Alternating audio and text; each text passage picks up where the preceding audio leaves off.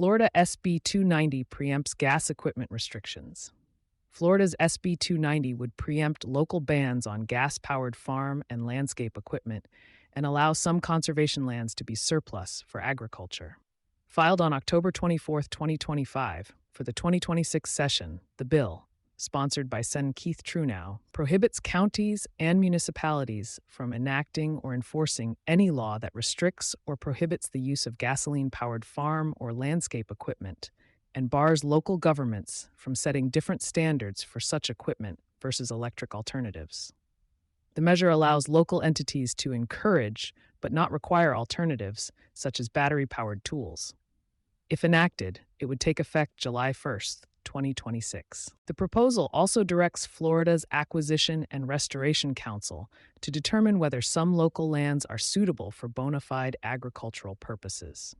In coordination with the Department of Environmental Protection, DEP, and the Department of Agriculture and Consumer Services, the bill permits certain state-owned conservation lands to be surpluses for agriculture, provided DEP retains a rural lands protection easement and deposits proceeds into FDX's incidental trust fund for less-than-fee acquisitions. Designated state forests, parks, and wildlife management areas would remain off-limits for the surplus. SB 290 also establishes a food animal veterinary medicine loan repayment program and a Farmers Feeding Florida program, updates the Florida Forest Service's authorities, and introduces a new prohibition on signal jamming devices except for federal or military use. How other states are approaching gas-powered equipment laws. Across the U.S., state approaches to regulating or protecting gas-powered equipment are diverging sharply, often along political lines. States advancing restrictions. California has enacted Assembly Bill 1346, effective 2024, banning the sale of new gas-powered lawn and landscape tools. The state's Air Resources Board cited emissions and worker health impacts, noting that small engines can emit more smog-forming pollution than cars.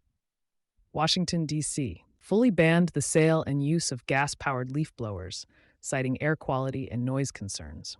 Colorado has adopted rules limiting public agency use of gas-powered lawn equipment during ozone season and offers incentives for electric replacements, according to Colorado Public Radio.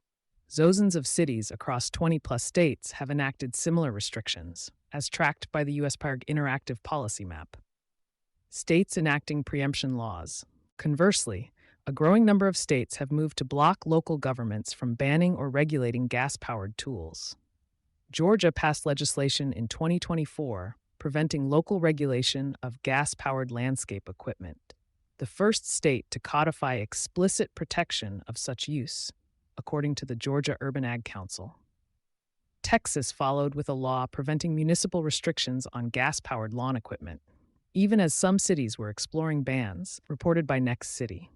As of mid-2023, at least 24 states have enacted some form of energy preemption law, blocking local governments from restricting fuel types or energy use in appliances or small engines, according to the Natural Resources Defense Council. Policy divide. This national split has been described by Pluribus News as emblematic of a red-blue divide on energy and environmental regulation. Restrictive states prioritize emissions reduction and noise control. Preemption states emphasize market consistency and protection of small business and agricultural operations. Florida's SB 290 would align with the preemption model adopted in Georgia and Texas, cementing the state's position on the side of statewide uniformity over local control. Environmental implications and industry context. Preemption could limit local air quality and noise control initiatives that cities have used to manage pollution and worker exposure from gas-powered tools. In contrast, California and D.C. cite measurable air quality improvements and worker safety benefits as justification for restrictions. SB 290 also revises Florida's biosolids framework, mandating that only Class AA biosolids, the state's highest quality, may be applied at new or renewed land application sites, aligning with DEP's existing standards. It further modernizes consumer and criminal protections through its ban on unauthorized signal jamming devices, an issue increasingly relevant for wireless-dependent agricultural and logistics operations. SB 290 awaits committee assignment for the 2026 regular session. Key stakeholders include agricultural trade groups, landscaping associations, local governments, and environmental organizations.